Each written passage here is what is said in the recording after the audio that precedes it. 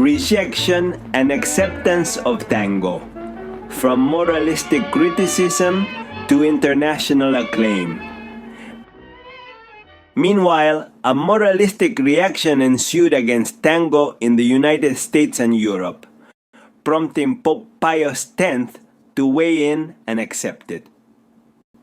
Baron Antonio de' Marchi arrived in Buenos Aires in the early 1900s and bridged the social classes of Argentine aristocracy and the lower classes through tango.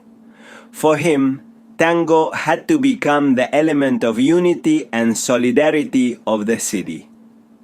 Born in Palanza, Italy, on August 25, 1875, he died in Buenos Aires on February 20, 1934. He married Maria Roca, daughter of General Julio Argentino Roca, President of Argentina for 2 terms. De' Marchi was primarily a sportsman and pioneer. He founded the Sociedad Sportiva, created the Cercle de Lepe to promote fencing, encouraged automobile racing, organized the Boy Scouts of Buenos Aires, and formed the school battalions that paraded at the centennial celebrations in 1910. He also promoted horsemanship, cultivated a friendship with Jorge Newbery, and provided the Aero Club with the field of the Sportiva, the current area of the city's planetarium, from where the balloon Pampero, piloted by Newbery and Aaron de Anchorena, departed on December 25, 1907.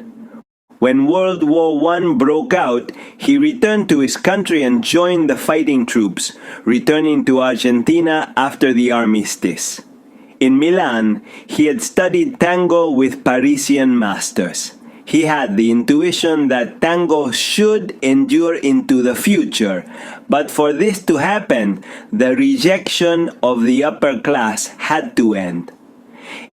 In 1913, he organized a tango music competition, whose jury was composed of ladies from high society, to promote it to the upper class of Buenos Aires, and hired several dance couples.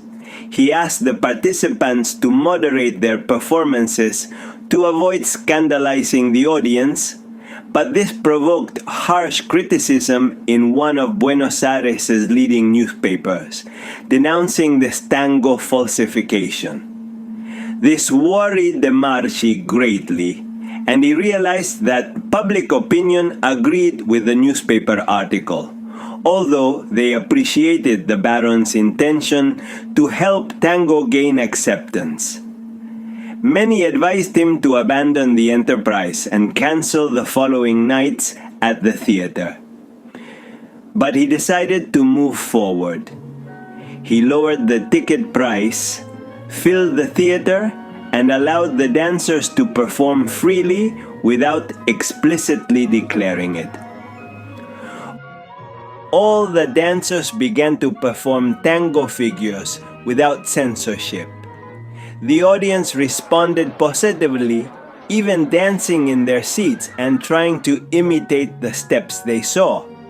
One of the dancers stood out, and from then on, he was mentioned whenever the topic of tango arose in conversation. He was El Cachafaz, 28 years old.